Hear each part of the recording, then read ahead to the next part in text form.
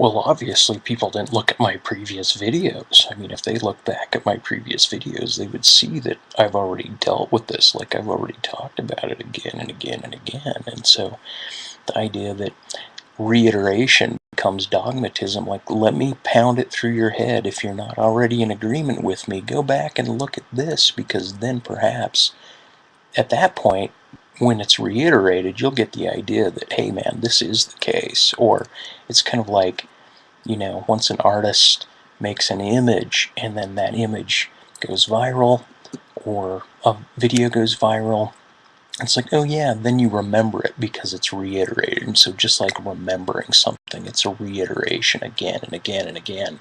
In like propaganda, the more it's said, the more it's considered true. The more it's present, the more it's considered an element of things, right? So hey, if you didn't get my point last time, let me just kind of reiterate this to you, right? And if it doesn't make sense this time, make certain you go back and check it out. Well, okay, so here we go, because I already said it. Now, I had, like my 400 level Wittgenstein class in college, right? Which is like 3 people from Wittgenstein. I have my professor, Chuck Johnson, blah, blah, blah. And he's like, well, hey, he gives out A's to everyone. And it's like, hey, well, we're not running out of A's. So, you're here, you get an A, right? And which, kind of violates the idea of grading as a grade. It's like, if you're here, you're going to get an A because we're not running out of A's, right? But let's talk about, there was, before the letter A, there were still humans around, right? And before our alphabet, there were words around, right? In other languages, and then those languages died. They're not in use.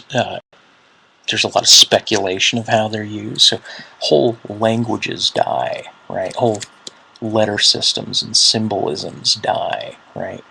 And so this notion that, and let me just get it pound through your head, that we're not running out of words, that the words are infinite. I know what that means because it can be reiterated, it can be drawn.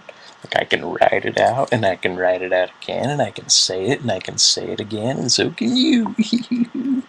Right? But the idea that it doesn't run into exhaustion. And Pyrrho was great with this. Like, there's energy to say it, there's energy to write it, there's history of the written, there's a decay of the paper that stuff is writing on, there's the end of the phone as the word ends, there's the end of the ear that hears it.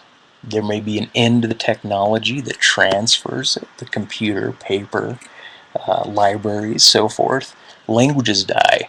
Middle English, so many of the words are dead. They're never to be used again, right? If they are reused, I can iterate them and say this is what it means, and then reiterate it and pound it through your head and say, you revived it again.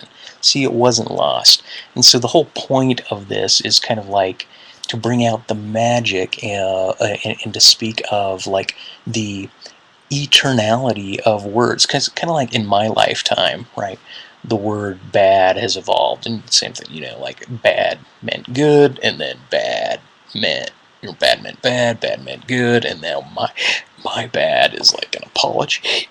And there's a lot of changes in just the word bad, and then there's new words being added all the time. So my point is this, that languages die, words die. In my lifetime, I'll probably speak English, right? I'll probably speak English, but it's already morphing so much in my lifetime that some of the phrases that were said before, or some of the words, are not used, and more plentiful and more populous, and so they do run out, right? But through my life, because I'm speaking English, because I have a memory, right, and because it is somewhat transgenerational, we say it's eternal. And then this is where people go off and like, ooh, it's eternal. The words are eternal. So keep that in mind, from your birth to the end of your life. That's the eternality. to talk about evolution, to talk about pre-existence. Then you consider the end of languages, dead words, dead alphabets, these types of things.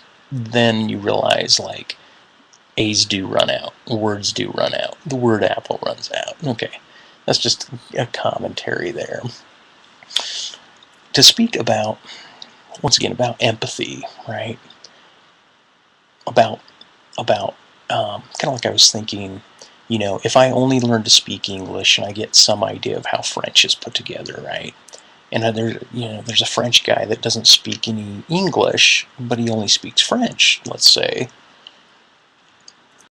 We're going to run into some problems, and I may think I know what he's getting at, but I may not know what he's getting at, right? And I go, well, God, he's a human, so a lot of his expressions and movements I'll be able to read into and help translate ideas or help move objects, because humans, kind of like maybe dogs and maybe, I don't know, maybe some other animals can follow a point, right? But humans are particular to the idea of pointing. When I say, hey, look at this, you're not looking at the end of my fingertip. When I do that, I'm pointing to my eyes or my head or something that way, right? It's that way. It's not, look at this. And even the idea that conventionally how to read from here to here to here, right, doesn't mean you stop here, you go on, right? So another animal, like a lion, may growl something, and a whole pack knows what it means. But by know, we don't mean know in the way that I know the pain of childbirth, right? Like, I don't know the French guy's what he's saying, but in kind of the notice, in the objective realm of words, right? Like a doctor, I know what pain is, I know what childbirth is, I know what the pain of childbirth is. I know it as much as the mother does know it, right? So this is kind of the argument that I may never experience it. And you might even get women that say, well, no, you don't know it, not unless you have it. And then I go, well, how about this girl over here that's never had a child? Do I know it as much as she knows it? Well, no, because it's more in her biological propensity or possibility, and so therefore she knows it more, right? And so there's this notion of saying, no, I know that satellites make my phone work. I know that, even though I'll never see a satellite, I don't think, or, I'm not touching them, I'm not sensing them, I know how the organism's put together. So at what level does it make sense to say, I know the pain of childbirth? Well, it only makes sense in terms of the community that's using that language, right? Or on the other hand, in some form of empathy, right? There's some form of empathy going on, or sympathy. It's this idea of identification beyond experience, right? Common experience is empathy. Beyond common experience is sympathy, right? So to say that one, is being anthropocentric,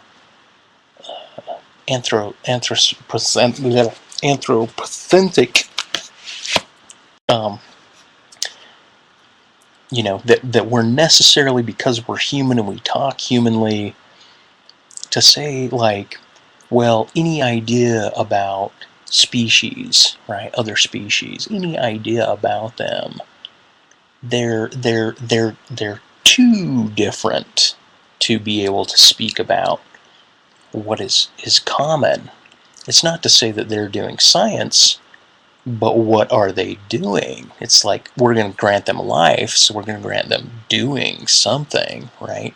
We're going to grant them in community as a species, that they're grouped together, so that species, that population, does something, like we do something, like the French guy, their population does something, and the English do something, right? It's like the whole idea that there's this barrier, right, that says, and somebody's trying to, like, close you into the barrier and say, well, look, language by the very uses is something that humans do. right? Of course, this excludes the feral and the prelingual, but we know what we're talking about now, right? So there's this notion of trying to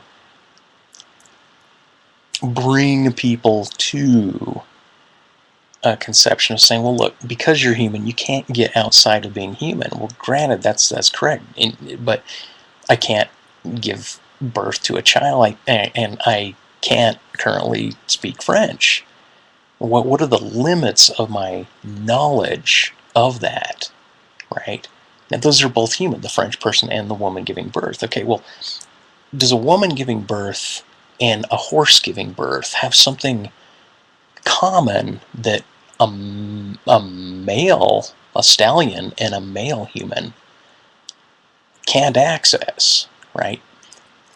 If you want to grant that connection, then how is that connection between the mare giving birth and the woman giving birth? How is that empathy, or that notion that they're sharing something in common, cross species, that somebody within their species could not experience, right? They may know it through knowledge, through words, but they don't know it through experience. But how are they, cross species, able to say they know what's going on? And how does a horse or a dog relate that back, right? Now, so there's this notion of saying, oh, well, there's valuation, there's hierarchy, there's phylogenics, there's these levels, but then they're not really the case, right? These are still biases, these are still distinctions that we make.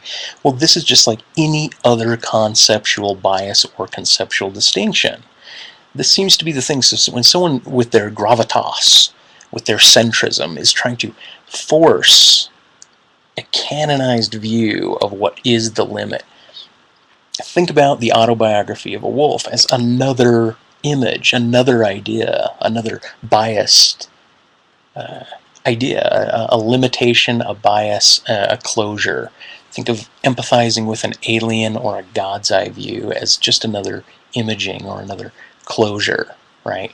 And or opening. But my whole point is that to deny that we're anthropocentric is in one way to deny the calling something non-anthropocentric, right? Because once again, of what we are is what we call what we are, right? Whether it's true or not true.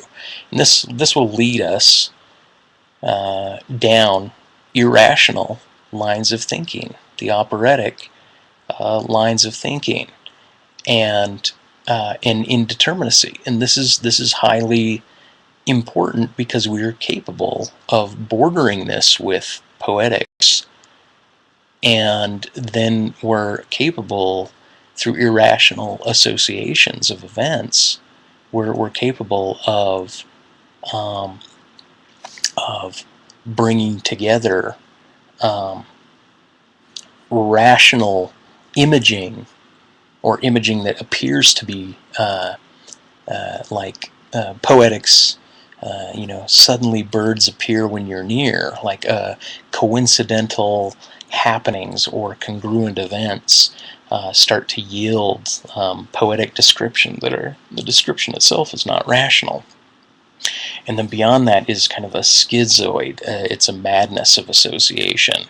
And from that we can find mythos, and we can find truisms of mythos. We can center ourselves in a particular universe that makes each individual a distinct species from every other individual. I mean, we are also not only autonomous and together, we are also different species in our own skin, apart from absolutely everybody else, because of the disparity and the similarity of what it is we've gathered lingually and experientially. And so the the idea that we're not already anthropomorphic, I mean, we're already, my point is that we're not anthrocentric by necessity, right? Just talk about how we're not.